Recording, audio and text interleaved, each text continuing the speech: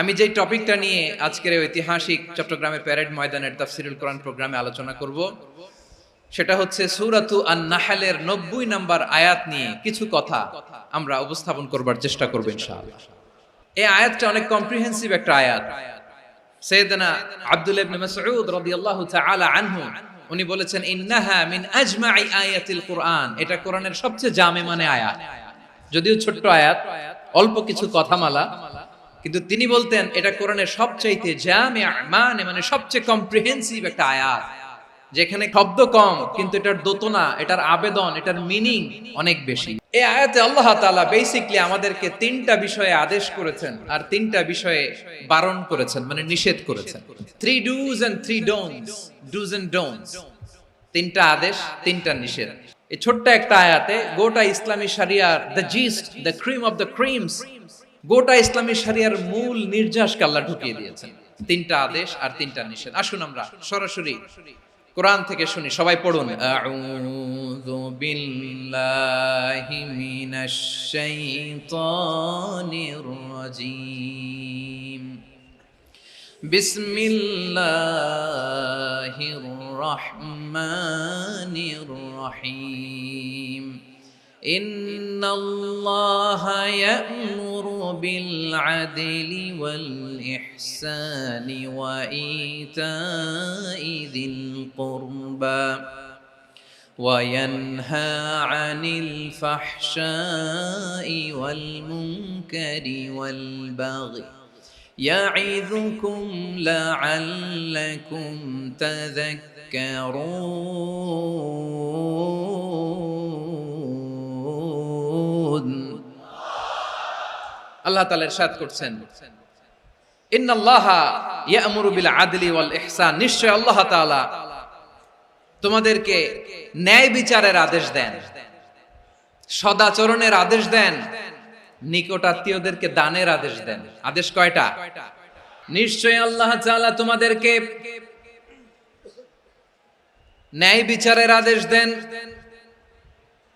সদাচরণের আদেশ দেন, তিনি তোমাদের নিকটাত্মীয়দেরকে দানের আদেশ দেন, আর তিনি তোমাদেরকে অশ্লীলতা থেকে নিষেধ করেন, মন্দ কাজ থেকে নিষেধ করেন, অবাধ্যতা সীমা লঙ্ঘন থেকে নিষেধ করেন। তিনি তোমাদেরকে উপদেশ দেন যাতে তোমরা শিক্ষা গ্রহণ করো। সুবহানাল্লাহ। উপদেশ দিচ্ছে স্বয়ং কে? তিনটা জিনিসের আদেশ। ইয়া'মুরু বিল আদল, সুবিচার, ন্যায় বিচারের আদেশ তিনি দেন। ইহসানের আদেশ দেন, যাতে আমরা ইহসান করি, একে অপরের প্রতি সুবিচার করি, মহানুভবতা দেখায়, অনুগ্রহ দেখায়, আর নিকট আত্মীয়দেরকে যেন আমরা দান করি। এই তিনটা আদেশ তিনি দিয়েছেন। আর কোন তিনটা জিনিস থেকে তিনি বারণ করেছেন? অশ্লীলতা, ফাহশা, মুনকার, মানে সব মন্দ আর অসৎ কাজ, এগুলো থেকে তিনি আমাদেরকে বারণ করেন। ওয়াল বাগি, অবাধ্যতা, সীমা লঙ্ঘন, এই তিনটা কাজ থেকে তিনি আমাদেরকে বারণ করেন। তিনি আমাদেরকে উপদেশ দেন, স্বয়ং আল্লাহ তাআলা আমাদেরকে উপদেশ দেন যাতে করে আমরা শিক্ষা গ্রহণ করি। সুবহানাল্লাহ। আল্লাহ তাআলা প্রথমে আমাদেরকে আদেশ দিয়েছেন আদালের। ইন্নাল্লাহা ইয়া'মুরু বিল আদল, আওয়াজ করে বলুন আল আদাল। আমরা উর্দু জানি, হিন্দি জানি, অনেকে ইংরেজিও জানি, কিন্তু আরবি শব্দগুলো আমাদের মুখ দিয়ে বেরোতে চায় না। আওয়াজ করে বলুন আল আদাল। মাশাআল্লাহ। ইন্নাল্লাহা ইয়া'মুরু বিল আদল, আল্লাহ তাআলা আমাদেরকে আদলের আদেশ দেন। আদল অনেকে না বুঝলেও আদালত শব্দটা বুঝবেন। আদালত, আদালত, আদালত বুঝেন না? যেখানে বিচার কার্যের ফয়সালা করা হয়, কোর্ট কাচারি, আদালত, এটা তো ভেরি কমন। এটা শুনছেন না সবাই? আদালত, যেখানে ন্যায় বিচার হবে, সুশাসন হবে। কিন্তু ভাগ্যের কি নির্মম পরিহাস, ওখান থেকে মিথ্যা সাক্ষী দিয়ে মনমতো রায় দিয়ে দেয়া হয়। এগুলোর পরিবর্তন হওয়ার দরকার আছে না নাই?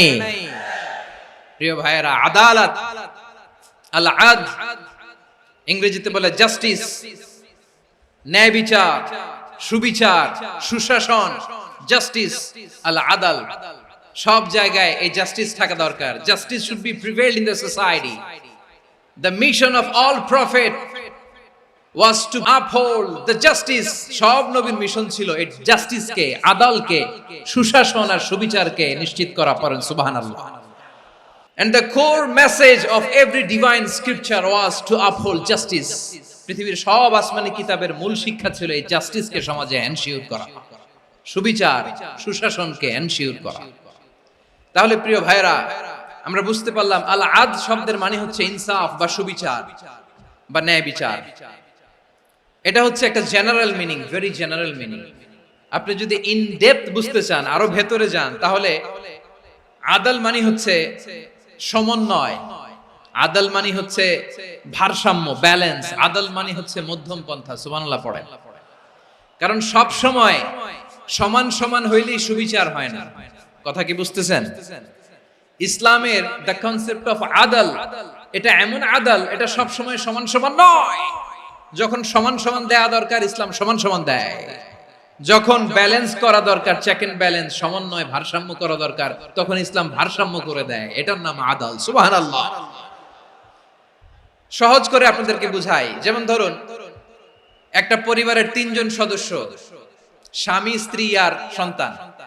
তাদের সকালবেলার ব্রেকফাস্টে স্বামীর সকালের নাস্তায় স্বামীর 3টা রুটি লাগে, স্ত্রীর 2টা লাগে, আর সন্তানের 1টা রুটি লাগে। এখন আমি যদি সমান সমান করে আদল করতে চাই, সবাইকে যদি 3টা করে রুটি দেই, তাহলে স্বামী বেচারার জন্য ঠিক আছে? কি বলেন? কথা কি বুঝতেছেন না কষ্ট হয়ে যাচ্ছে? যদি সমান সমানের নিয়মে আগাই, তাহলে 3টা করে যদি রুটি দেই, স্বামীর জন্য ওকে, কিন্তু স্ত্রীর জন্য 1টা বেশি হয়ে যায়। আর সন্তানের জন্য কয়টা বেশি হয়? আচ্ছা, এই তো বুঝতেছেন, মাশাআল্লাহ। আচ্ছা, 2টা করে যদি সবাই রে দেই সমান সমান নীতিতে, তাহলে স্ত্রীর জন্য, স্ত্রী বেচারির জন্য ঠিক আছে, কিন্তু স্বামীর কয়টা কম পড়ে? আর সন্তানের বেশি হয়ে যায় কয়টা? আচ্ছা, সমান সমান নীতিতে সবাইকে যদি সকালের নাস্তার জন্য 1টা করে রুটি দেই, সন্তানের জন্য ঠিক আছে, কিন্তু স্ত্রী বেচারির কম পড়ে কয়টা? স্বামীর কম পড়ে কয়টা? 2টা। কথা কি বুঝতেছেন? আর আমি যদি স্বামীকে দেই 3টা, স্ত্রীকে দেই 2টা, আর সন্তানকে দেই 1টা, তাহলে কারো অপচয় হবে না। যার যতটুকু দরকার ঠিক ততটুকুই কাজে লাগবে। চিল্লায় বলেন ঠিক কি না? এটাই হচ্ছে ইসলামের আদল, যেখানে যার যতটুকু দরকার তাকে সেখানে ঠিক ততটুকু দিয়ে দেওয়ার নামই হচ্ছে আদল। চিল্লায় পড়েন আল্লাহু আকবার। রব্বুল আলামিন বলেন, ইউসিকুমুল্লাহু ফি আওলাদিকুম লিযযাকারি মিসলু হাযযিল উনসায়াইন। আল্লাহ তোমাদেরকে ওসিয়ত করেন, তোমাদেরকে আদেশ দেন, উত্তরাধিকার সম্পদ যখন বন্টন হবে, ছেলেরা যতটুকু পাবে, মেয়ে পাবে তার অর্ধেক। সুবহানাল্লাহ বলেন। দেখেন, ছেলে যতদূর, মেয়ে অর্ধেক, ছেলে ডবল পাবে। আপাত দৃষ্টিতে মনে হয় এখানে অবিচার হয়েছে, কিন্তু আসলে কি অবিচার হয়েছে?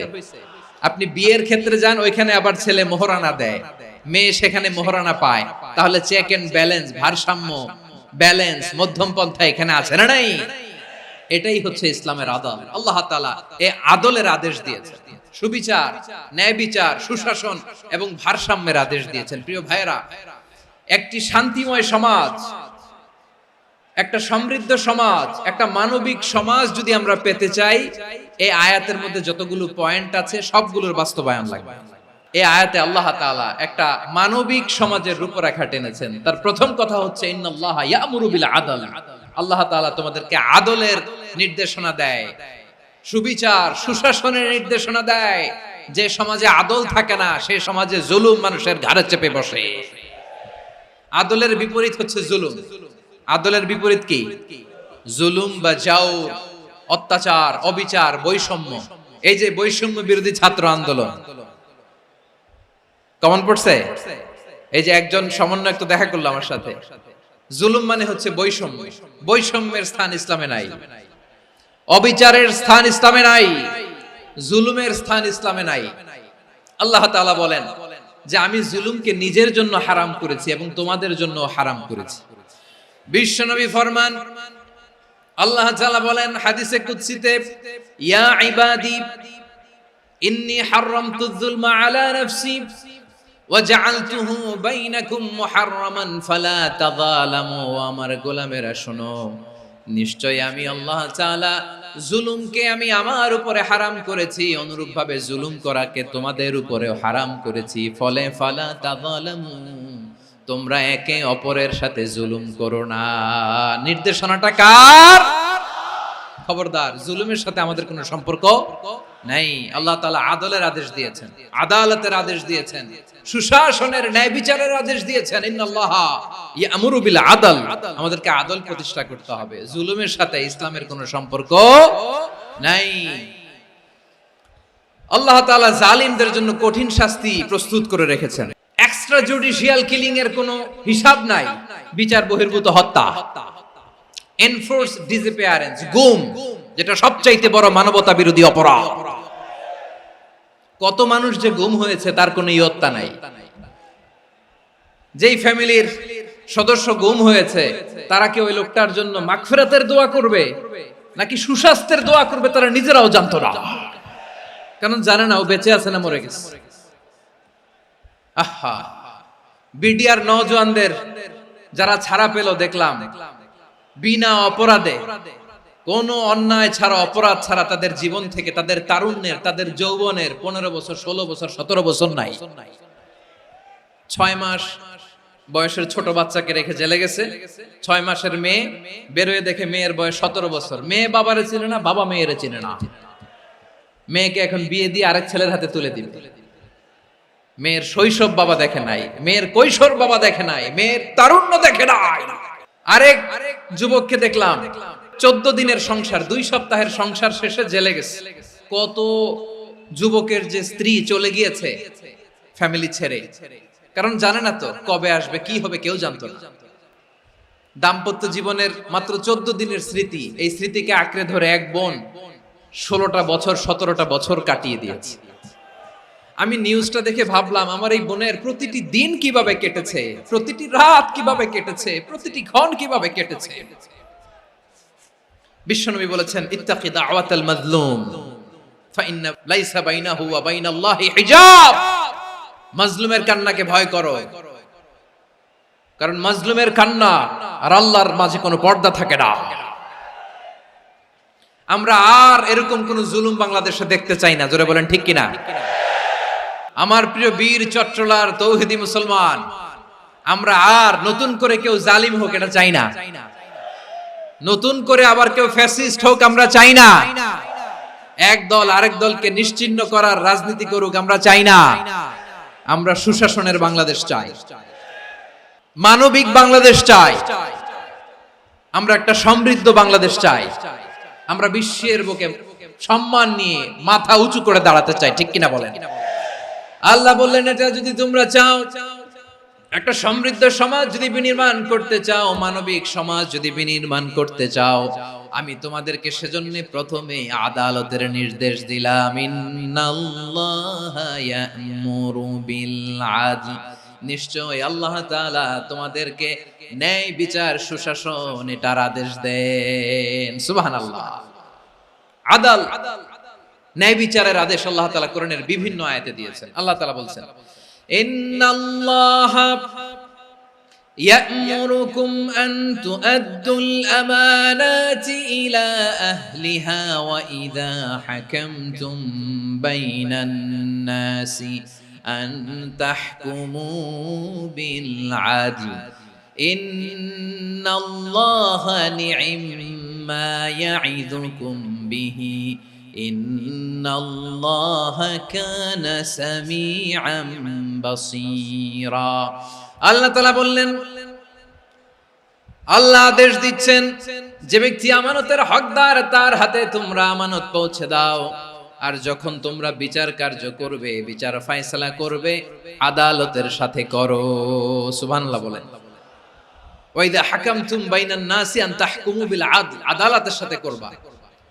আল্লাহ তাআলা বলেন, যারা জাজ হবে, বিচারক হবে, তাদের যদি বাদী বিবাদীর কারোর সাথে শত্রুতা থাকে, কারোর সাথে যদি কোনো ধরনের রেষারেষি থাকে, আল্লাহ বলেন বিচার কার্য করতে যে ওই শত্রুতা রেষারেষির কারণে আদালতের বাইরে যে অবিচার করে বিচার করো না। ওয়ালা ইয়াজরিমান্নাকুম শানাআনু কওমিন আলা আল্লা তা'দিলু ই'দিলু হুয়া আকরাবু লিত্তাকওয়া ওয়াত্তাকুল্লাহা ইন্নাল্লাহা খাবীরুম বিমা তা'মালুন। খবরদার কোন জাতির প্রতি, কোন গোষ্ঠীর প্রতি, কোন গোত্রের প্রতি আক্রোশ যেন তোমাদেরকে ন্যায় বিচার থেকে দূরে সরিয়ে না দেয়, বরং আমি আল্লাহর আদেশ হলো ইদিলু, তোমরা আদল করো, ন্যায় বিচার করো, সুবিচার করো, সুশাসন প্রতিষ্ঠা করো। হুয়া আকরাবু লিত্তাকওয়া, এটাই তাকওয়ার সবচেয়ে কাছাকাছি। সুবহানাল্লাহ বলেন। কোরআনের বিভিন্ন আয়াতে আল্লাহ তাআলা স্পেসিফিকলি ধরে ধরে বিচার করার সময় আমরা যেন আদল করি সেটা বলেছেন। কোরআনের কোন কোন জায়গায় আল্লাহ তাআলা এই আল আদল শব্দটা ব্যবহার করেছেন। আবার একই জিনিস ইনসাফ, সুবিচার, সুশাসন, ন্যায় বিচার, ন্যায় পরায়ণতা বুঝাতে আল্লাহ তাআলা কখনো কখনো আল কিসত শব্দটা ব্যবহার করেছেন। আল্লাহ তাআলা বলেন ওয়া ইন হাকামতা ফাহকুম বাইনাহুম বিল কিসতি ইন্নাল্লাহা ইউহিব্বুল মুকসিতিন। যখন তুমি বিচার করবে, বিশ্বনবীকে উদ্দেশ্য করে অ্যাড্রেস করে বললেন, নবী হ্যাঁ, ইহুদিরা কোনো বিষয়ে মীমাংসার জন্য যদি আপনার দরবারে আসে, যদি বিচার করতে হয়, খবরদার অবিচার করবেন না। ফয়সালা যেটা করবেন কিসতের সাথে করবেন, ন্যায় পরায়ণতার সাথে করবেন, কারণ ইন্নাল্লাহা ইউহিব্বুল মুকসিতিন, নিশ্চয় আল্লাহ রাব্বুল ইজ্জাত ন্যায় পরায়ণশীলদেরকে বড্ড ভালোবাসেন। সুবহানাল্লাহ বলেন। ন্যায় পরায়ণ লোকদেরকে আল্লাহ তাআলা বড্ড ভালোবাসেন। অন্য আয়াতে আল্লাহ তাআলা বলছেন وَنَضَعُ الْمَوَازِينَ الْقِسْطَ لِيَوْمِ الْقِيَامَةِ فَلَا تُظْلَمُ نَفْسٌ شَيْئًا। আমি কিয়ামতের দিন ন্যায় পরায়ণতার মানদণ্ড স্থাপন করব, যেটাকে আমরা মিজানের পাল্লা বলি। আল্লাহ বলেন ন্যায় বিচারের মানদণ্ড কিয়ামতের ময়দানে আমি আল্লাহ স্থাপন করব।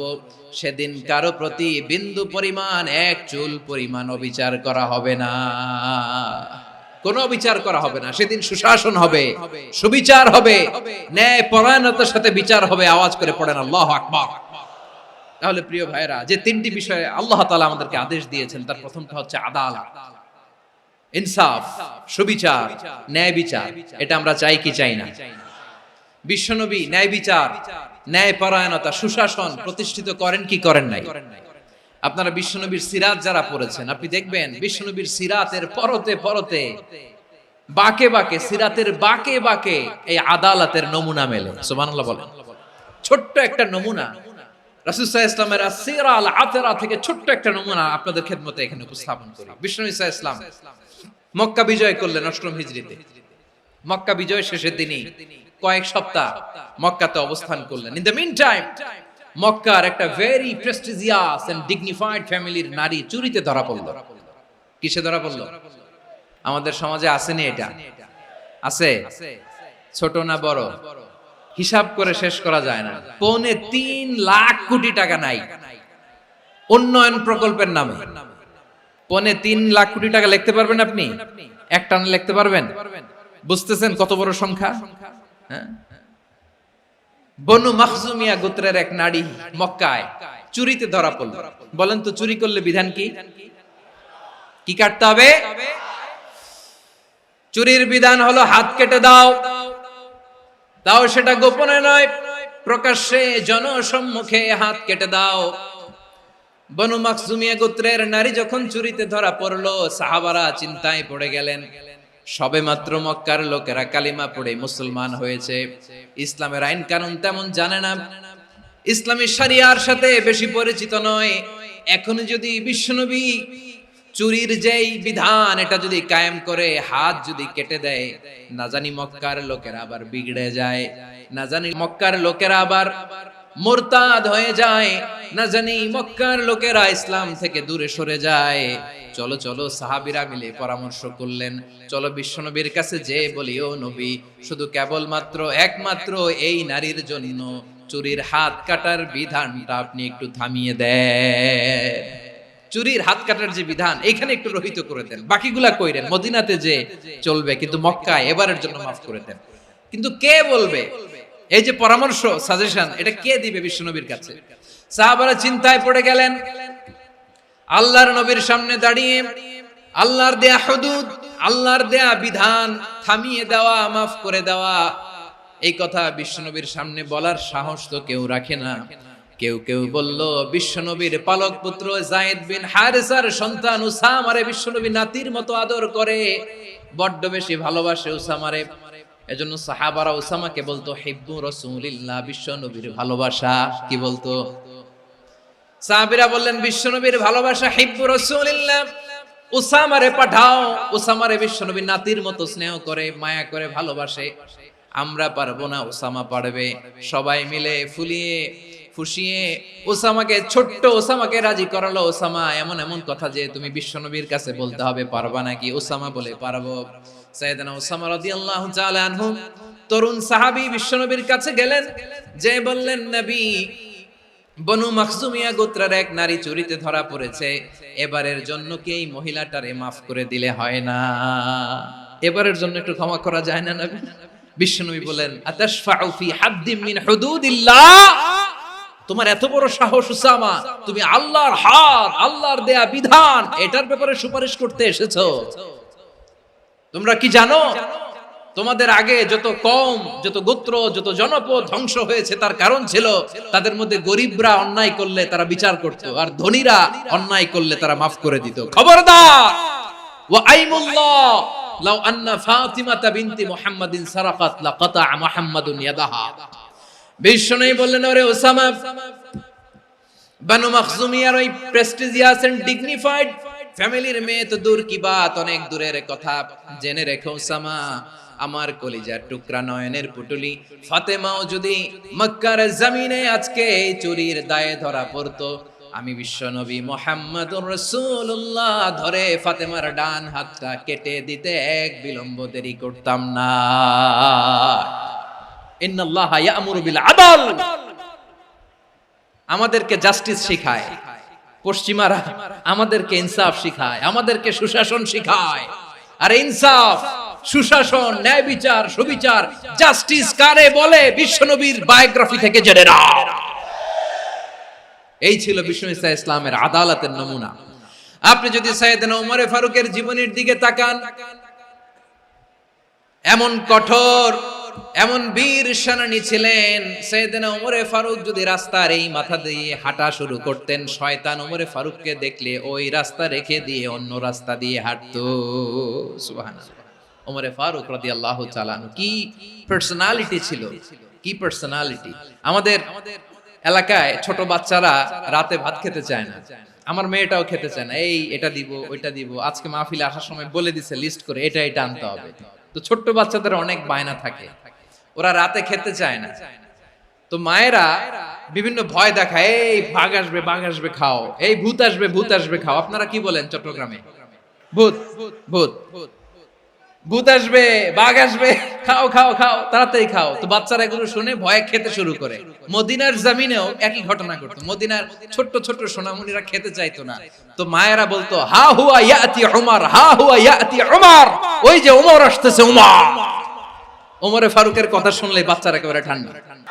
প্রভু তুমি বলেছ রাসূল দেবে না, বলনি দেবে না ওমর, বলনি দেবে না হামজা তারি, খালিদ বিজয় সমর।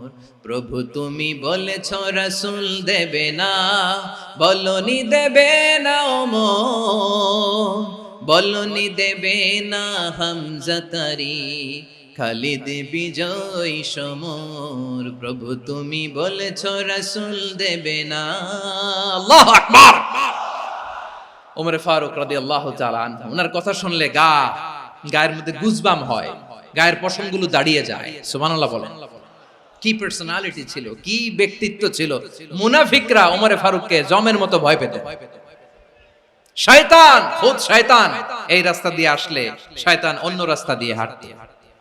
ওমর ফারুক রাদিয়াল্লাহু তাআলা আনহুর জীবনে যদি দেখেন, তাহলে সেখানে আপনি আদালতের, ইনসাফের, সুশাসনের, জাস্টিসের নমুনা দেখতে পাবেন। কয়টা শুনবেন?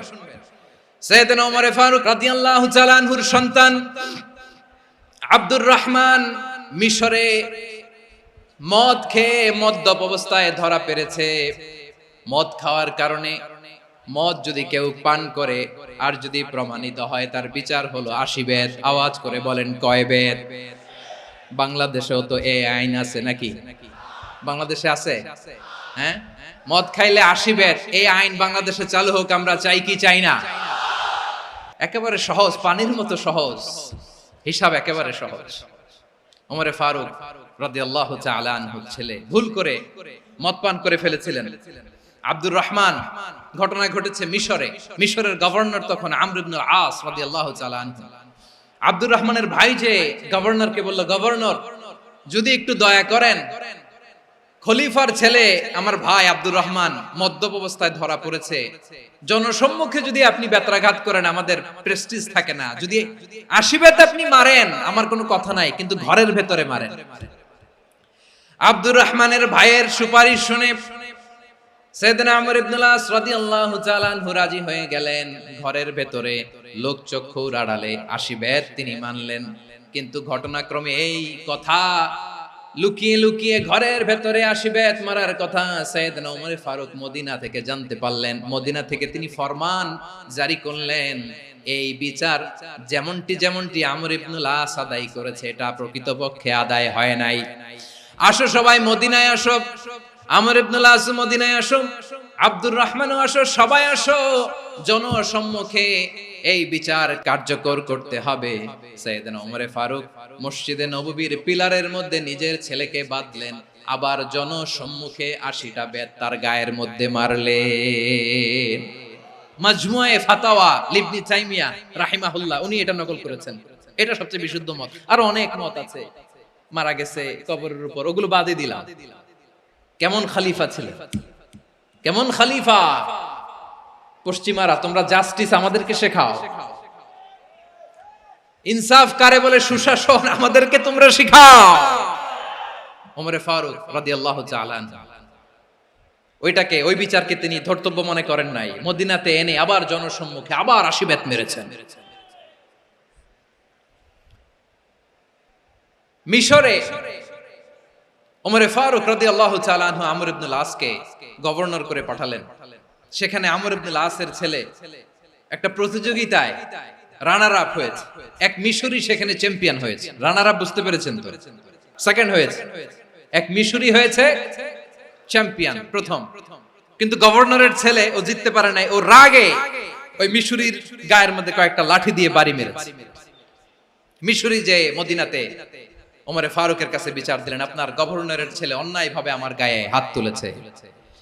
সাইয়েদনা ওমর ফারুক আবার ফরমান জারি করলেন, আসো মদিনাতে আসো। মিশরীকে ডাকলেন। ওই মিশরের গভর্নর আমর ইবনে আস রাদিয়াল্লাহু তাআলা আনহুকে ডাকলেন, তার ছেলেকেও ডাকলেন। সবাই বসে রইল। আমর ইবনে আস রাদিয়াল্লাহু তাআলা আনহু মাথা নিচু করে বসে আছেন, লজ্জায় কাচুমাচু। হায় হায়, আজকে আমার ছেলের কারণে আমিরুল মুমিনিন খলিফাতুল মুসলিমিন ওমরে ফারুকের কাছে আমি জনসম্মুখে লজ্জিত হচ্ছি। সাইয়েদনা ওমরে ফারুক বললেন, এই নাও লাঠি, গভর্নরের ছেলে তোমার মাথার মধ্যে যতগুলো বাড়ি মেরেছে আজকে জনসম্মুখে তুমি অতগুলা বাড়ি মারো। মিশরি বলে, থাক, আপনি যে ডেকে আনছেন সবার সামনে এটা বলছেন, এতেই আমি খুশি। আল্লাহু আকবার! আপনার মহানুভবতা দেখে আমি খুশি, আর অপমানের দরকার নাই। ওমরে ফারুক বলে, না, খবরদার, এই কথা মিশরি তুমি বলো না, মারো, যতগুলা বাড়ি মেরেছে মারো।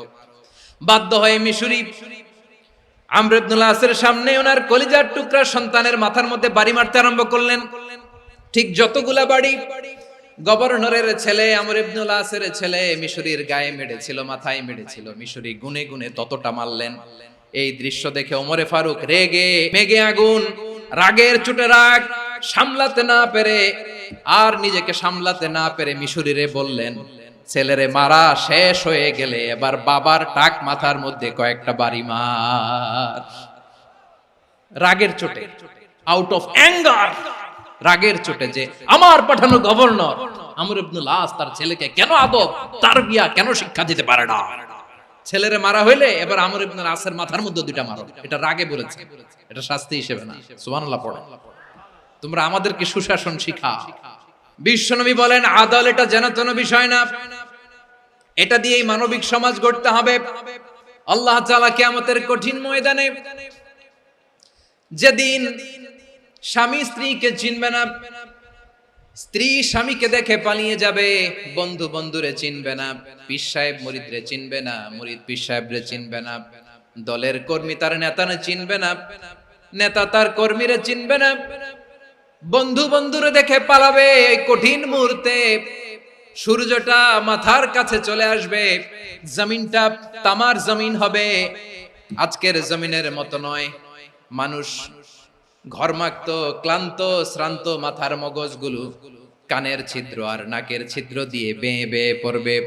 বিশ্বনবী ফরমান, কিয়ামতের ওই কঠিন ময়দানে 7 শ্রেণীর ব্যক্তিকে রব্বুল আলামিন তার আরশের নিচে ছায়া দিবেন। তার মধ্যে প্রথম শ্রেণীর ব্যক্তি হলো ইমামুন আদিল, যে ইনসাফের সাথে বিচার করে, যে জাস্টিস সমাজে সার্ভ করে, যে সুশাসন নিশ্চিত করে, ওই ইমামুন আদিল। আদিল শব্দটা বুঝছেন না? ইন্নাল্লাহা ইয়া'মুরু বিল আদল, পাইছেন? আদিল। 7 শ্রেণীর ব্যক্তিকে আল্লাহ তাআলা সুশীতল আরশের নিচে ছায়া দিবেন, যেদিন তার দেয়া ছায়া ছাড়া কোনো ছায়া থাকবে না। এর প্রথম হচ্ছে ইমামুন আদিল, ন্যায়পরায়ণ শাসক। চিল্লায় বলেন সুবহানাল্লাহ।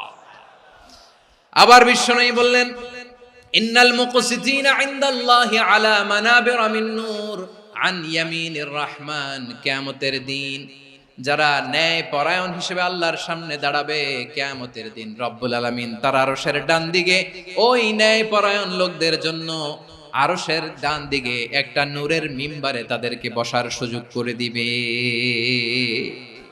আল্লাহর আরশের ডান দিকে ন্যায় পরায়ণ লোকদের জন্য আল্লাহ তাআলা নূরের মিম্বার বানাবে।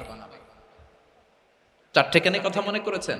আল আদাল, জাস্টিস, ইন্নাল্লাহা ইয়া'মুরু বিল আদল। আল্লাহ তাআলা এই আদালতের নির্দেশনা দেন, সুবিচার, সুশাসন। প্রিয় ভাইয়েরা, এটা আমরা বাংলাদেশে চাই কি চাই না? এই যে অরাজকতা, এই যে অন্যায়, এই যে জুলুম, এই যে ইনকনসিস্টেন্সি সমাজের অসঙ্গতির প্রধান কারণ জাস্টিস নাই, সুবিচার নাই, সুশাসন নাই। শেষবারের মতো আওয়াজ করে বলেন তো, আমরা বাংলাদেশে আদল চাই কি চাই না? তাহলে প্রথম নির্দেশনা শেষ। আল্লাহ তাআলা তোমাদেরকে আদলের আদেশ দেন। এরপরে আল্লাহ বললেন, আমি তোমাদেরকে ইহসানের আদেশ দেই। ইন্নাল্লাহা ইয়া'মুরু বিল আদলি ওয়াল ইহসান। আমি তোমাদেরকে যেমনি আদলের নির্দেশনা দেই, তেমনি ভাবে তোমাদেরকে ইহসানের নির্দেশনা দেই। ইহসান, আওয়াজ করে সবাই বলেন তো ইহসান।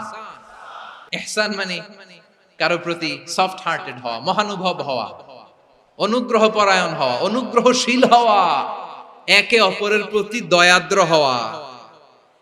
একে অপরের প্রতি দয়াদ্র, অনুগ্রহশীল হওয়া ছাড়া মানবিক সমাজ কশিনকালেও গঠন করা সম্ভব না। প্রিয় ভাইয়েরা, সুন্দর আচরণ দিয়ে, ইহসান দিয়ে যা জয় করা যায়, নরম আচরণ দিয়ে যেটা অর্জন করা যায়, কঠোরতা দিয়ে সেটা পারা যায় না। বিষ্ণু ঈসা ইসলাম ইহসান দিয়ে, কোমল আচরণ দিয়ে, তার অনুগ্রহ দিয়ে তিনি অনেক কাফিরের হৃদয়কে জয় করে ফেলেছেন।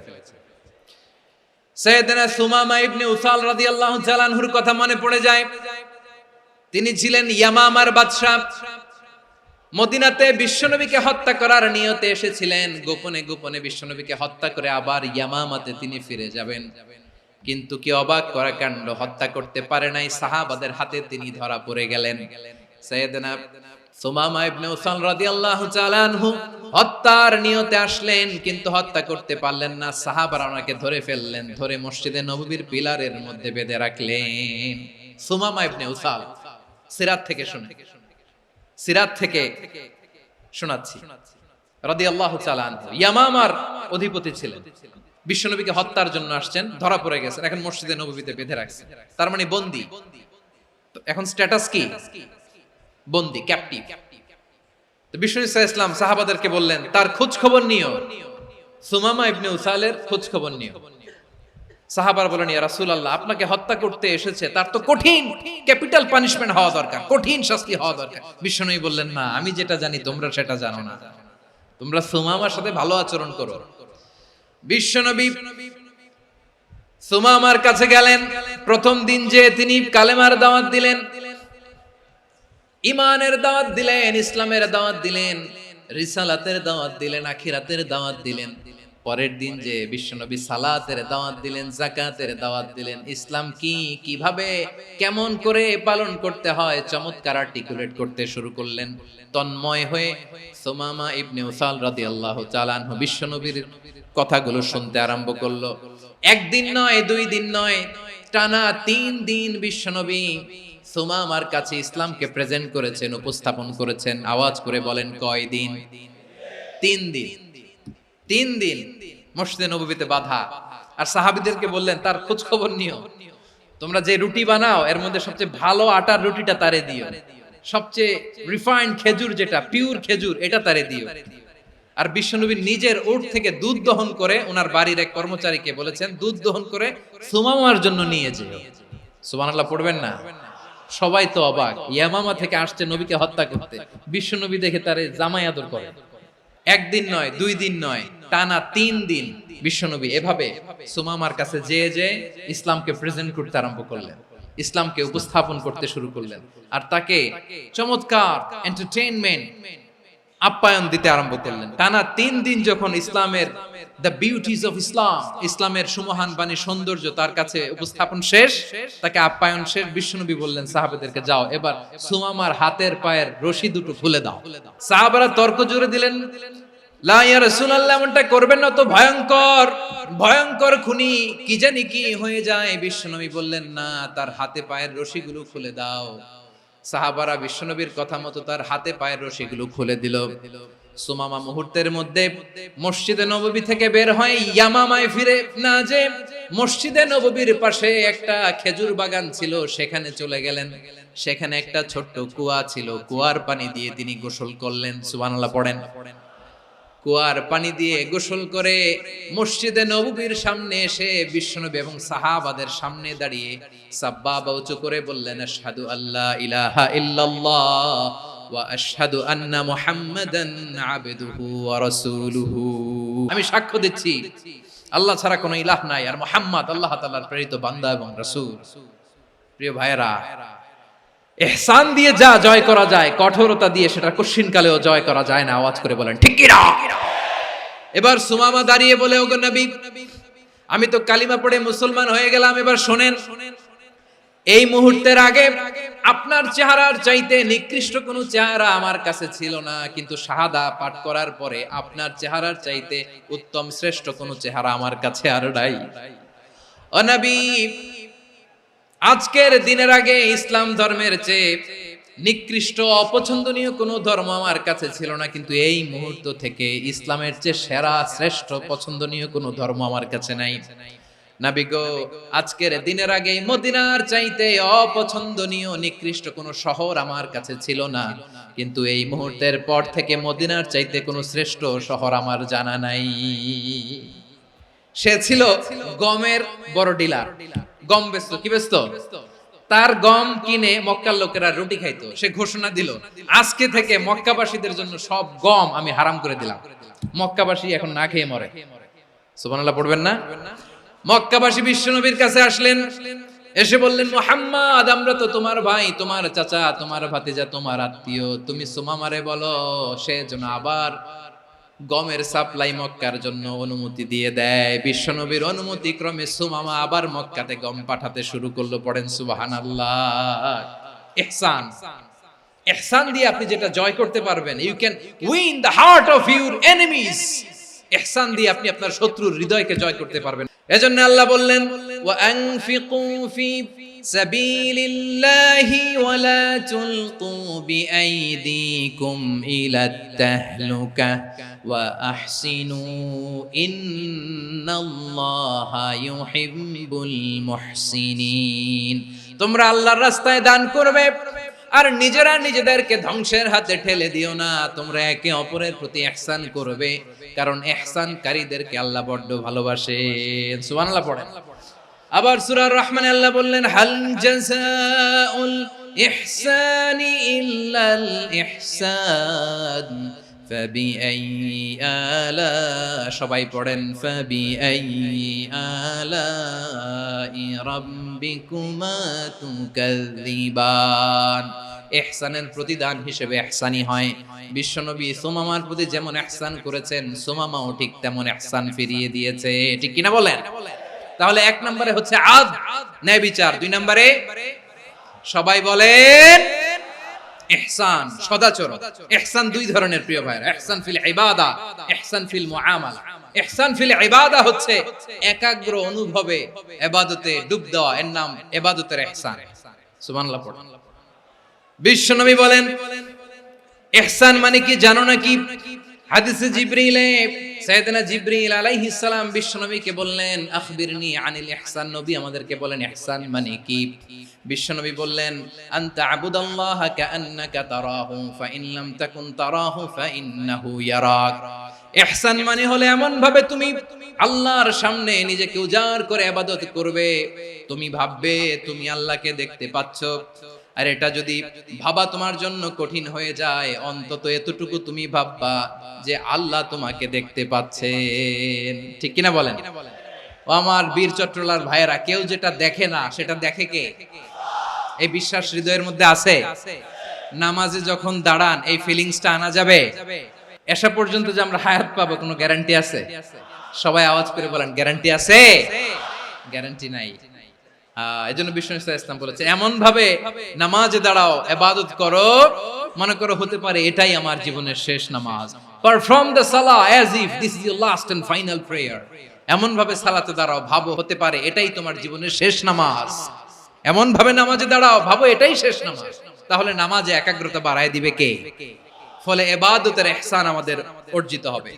আর মুআমালাতে ইহসান হলো, বিশ্বনবী বলেন ইন্নাল্লাহা তাবারাকা ওয়া তাআলা কাতাবাল ইহসানা আলা কুল্লি শাই ফাইদা কাতালতুম ফাআহসিনুল কিতলা ওয়া ইযা যাবাহতুম ফাআহসিনুয যাবহা ওয়ালিয়ুহিদ্দা আহাদুকুম শাফরাতাহু ওয়ালিয়ুরিহ যাবিহাতাহু। ইহসান দুই ধরনের, আওয়াজ করে বলতে হবে কয় ধরনের?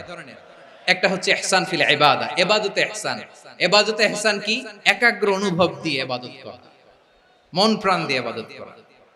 আর মুআমালাতে ইহসান কি? সব কাজে, দৈনন্দিন কাজে, কর্মে, সামাজিক অ্যাক্টিভিটিতে কোমলতা প্রদর্শন করা, অনুগ্রহের সাথে সবকিছু করা। আল্লাহ তাআলা ইন্নাল্লাহা তাবারাকা ওয়া তাআলা কাতাবাল ইহসানা আলা কুল্লি শাই, তিনি সবকিছুর ব্যাপারে ইহসানকে আবশ্যক করেছেন। সবকিছু, মুমিনের সব কাজে ইহসানের পরশ থাকবে। ওয়া ইযা কাতালতুম ফাহসিনুল কিতলা, বিষ্ণুই বলেন তুমি যখন কাউকে হত্যা করো ইহসানের সাথে করো। সুবহানাল্লাহ পড়বেন না? যখন হত্যা করো তখনও ইহসানের সাথে। আচ্ছা হত্যা করবো আবার ইহসান আসবে করতে, করে তো মেরেই ফেলবো আমি। আল্লাহ, ও ভাই একজন খুন করেছে, খুনি, রাষ্ট্রীয় আইনে তার শাস্তি হয়েছে ডেথ পেনাল্টি, মৃত্যুদণ্ড। এখন মৃত্যুদণ্ড দেখে আপনি যেমনি মন চায় তেমনি মারবেন লোকটারে? ওর নাক কেটে ফেলতে পারবেন? ওর কান কাটতে পারবেন? ওর চোখ উপড়ে ফেলতে পারবেন আপনি? যেমন মন চায় তার অঙ্গহানি করা যাবে না। ইহসানের সাথে তাকে হত্যা করো। সুবহানাল্লাহ, this is Islam, this is the true essence of Islam. ওয়া ইযা যাবাহতুম ফাহসিনুয যাবহা, যখন জবাই করবে তখনও ইহসানের সাথে জবাই করো। করব জবাই, ওইখানেও নাকি ইহসান। আচ্ছা কুরবানির দিন আমরা পশুগুলোরে কি করি বলেন সবাই আওয়াজ করে? জবাই। জবাই মানে তো এটারে মেরেই ফেলতেছি, একটু পরে তো টুকরো টুকরো করে গোশতগুলো খাবো, এটা তো খাবো, এটা তো মেরেই ফেলবে। বিষ্ণু বলে না, জবাইয়ের মধ্যেও মুমিনের জবের ভেতরেও ইহসানের পরশ থাকা চাই। যখন জবাই করবে প্রাণীটাকে হাত পা টাইট করে বেঁধে নাও, ছুরিটাকে শার্পেন করে নাও, ধারালো করে নাও, যাতে অল্প সময়ে জবাইটা হয়ে যায়, প্রাণীটা যাতে কম কষ্ট পায়। সুবহানাল্লাহ পড়ে। দিস ইজ কল্ড ইহসান। আল্লাহ তাআলা যেমনি আদলের আদেশ করেছেন, ন্যায় বিচার, জাস্টিস এনশিওর করতে বলেছেন, সমাজে ইহসানের